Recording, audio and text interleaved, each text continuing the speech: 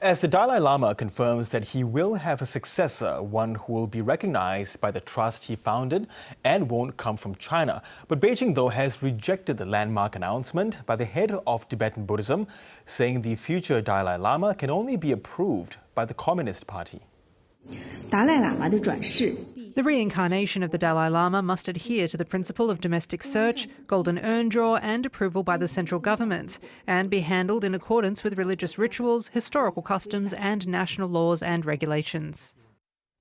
Let's get more on this with Dr. Graeme Smith, a fellow at ANU's Department of Pacific Affairs and co-host of the Little Red podcast.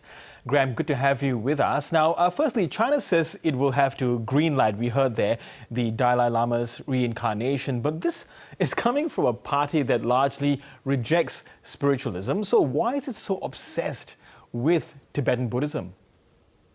It's obsessed because the Dalai Lama holds the key, if you like, to stability in Tibet. So if they don't control the Dalai Lama, they don't control Tibet. So essentially, we saw this in the 90s with the Panchen Lama, who's second ranking Lama in Tibet. The Dalai Lama recognized a 6-year-old boy in 1995. That boy has not been seen since. Presumably, he's now 36 years old. And Beijing appointed its own Panchen Lama, who is not treated as a serious spiritual figure by any Tibetans. So in that sense, is Beijing still threatened by what the current Dalai Lama represents? In other words, the head of Tibetan Buddhism? Yeah, absolutely. I mean, they have in the past, ironically with Xi Jinping's father, tried to come to some rapprochement with the Dalai Lama and even have him return to China. That's long out the window and is unlikely to happen in the current incarnation's lifetime. But yeah, they are obsessed because Tibetan Buddhism is a key to the control of Tibet. And also, it's increasingly influential amongst young people in China and amongst the elite in China. There are quite a number of middle-class adherents to Tibetan Buddhism in China itself, which is a cause for concern for the regime. Yeah, I do quite find it interesting that you say that there are Chinese from the middle class that do look up to him. Are these in other cities outside of Tibet? Yeah, this is well beyond Tibet. This is in large urban centers like Beijing and Shanghai, where you have a wealthy, urban young middle class with plenty of leisure time and the ability to jump over the firewall and read for themselves about Tibetan Buddhism, and even to engage spiritual masters from Tibet and outside Tibet, just through either the internet or by visiting India and Dharamsala and places like this.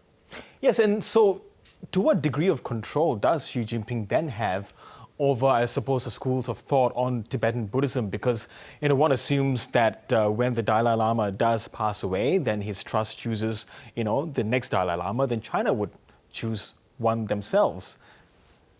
Yeah, we're heading for 2 Dalai Lamas. It seems fairly certain. I mean, the Dalai Lama has said this week that his successor will be born outside China for the reason that to continue the work of supporting Tibetan Buddhism, it can't be done within China's borders.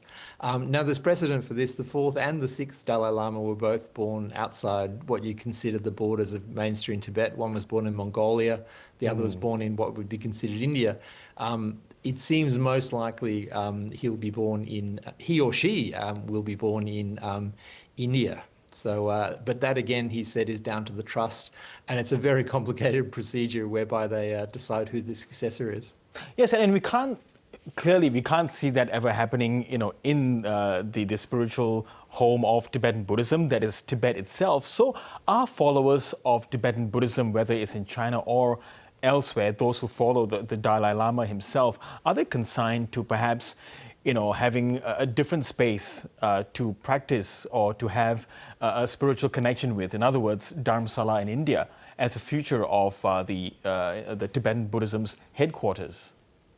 Yeah, I mean, for some time at least. I mean, the government in exile has been in Dharamsala for quite some time now. And I've been there myself. It's a very very much a thriving center both for tourists and for people looking to learn more about Tibetan Buddhism. But it's it does look like it's going to be the way. And it's not the only part in the world where Tibetan Buddhism holds sway. In Bhutan, it's the official state religion. In Mongolia, you still have plenty of adherents to Tibetan Buddhism.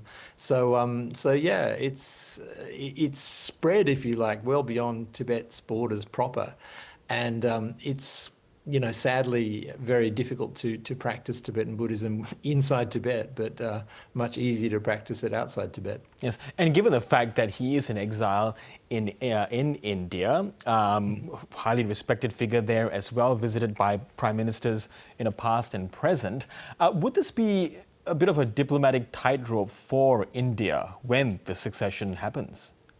Yeah, it's going to be tricky. I mean, relations between India and China are always tense. You have these regular strange skirmishes at the border, not all that far from where the Dalai Lama is.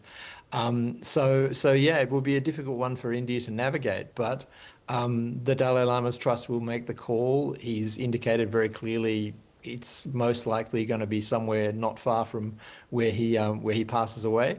And his 90th birthday, up until now, he hasn't really given any hints as to where he will be reborn. He won't be saying anything publicly, but he will be saying to his inner circle, here are some hints on where you might find me in my next incarnation, because he's the incarnation of a bodhisattva. If you want to get technical, Avalati. How do you pronounce it? Avalokiteshvara, the bodhisattva of compassion. He will give hints as to where it will be, but the finding of the next Dalai Lama will be fascinating, because they look at divination, they look at oracles, they look what direction the smoke goes when the Dalai Lama is cremated. They look for all kinds of signs. And in the end, they interview potential candidates by showing them items that belong to the Dalai Lama and other items that did not. And it's extremely rigorous. And basically, the kid who can identify 100%, yes, these are mine, 100%, these are not mine, eventually gets the nod, as did the 2-year-old Dalai Lama back in 1935, yes. Long time ago. And can this really open up as to who might be the Dalai Lama? You mentioned that it could be male or female, but could it be someone who is not Tibetan? Well, yeah, that's the possibility as well. I mean, the fourth was a Mongolian, fellow. So it is possible. It's most likely they'll be ethnically Tibetan. Mongolian is not, a mile away, and the Mongolians are traditional followers of Tibetan Buddhism.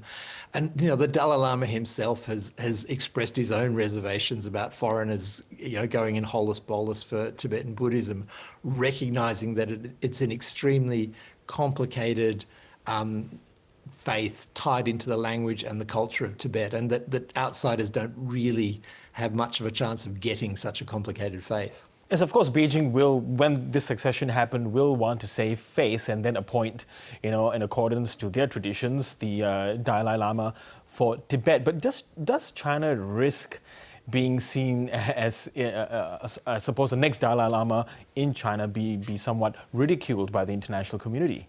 Because Tibetan Buddhism, the current Dalai Lama, has so much of global support politically, but also from celebrities. And we know Richard Gere, for instance, has been a long-time supporter of the Dalai Lama.